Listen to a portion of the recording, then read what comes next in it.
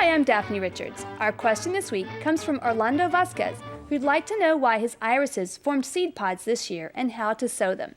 That's a great question. It could be that your irises are just now maturing to the stage where they're beginning to put resources into producing the next generation.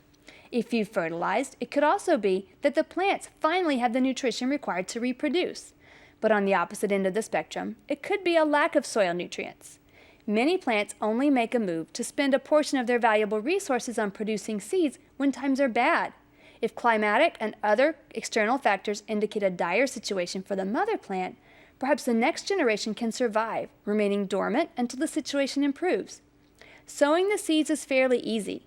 Simply leave the seed pods on the plants until they've dried completely, or as close as possible.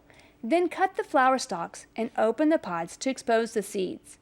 Let the seeds dry further for at least a couple of weeks, then sow very shallow in very small seed starting containers with a light potting soil mixture, covering them about twice as deep as their size.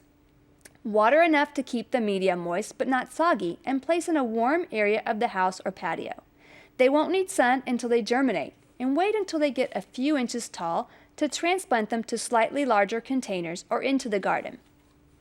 Our plant this week comes from viewer Richard Alcorta Jr. from San Antonio.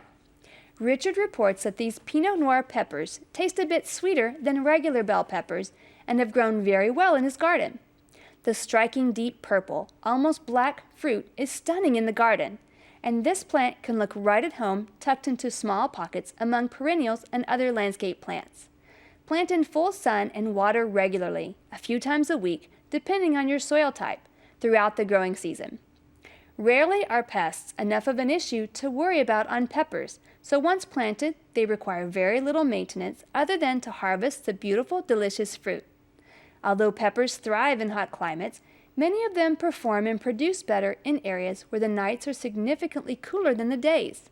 While bell peppers aren't as sensitive to this issue, they can be damaged in extremely hot summers if they aren't receiving adequate irrigation to assist with cooling.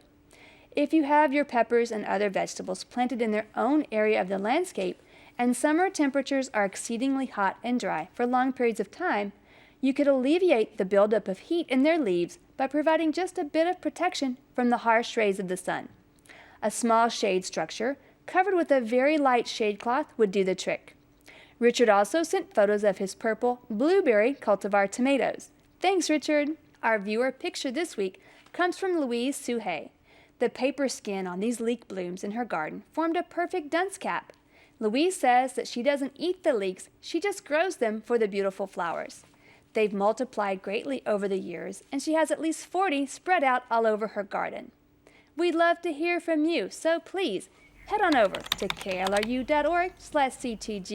to send us questions, photos, and plants from your garden.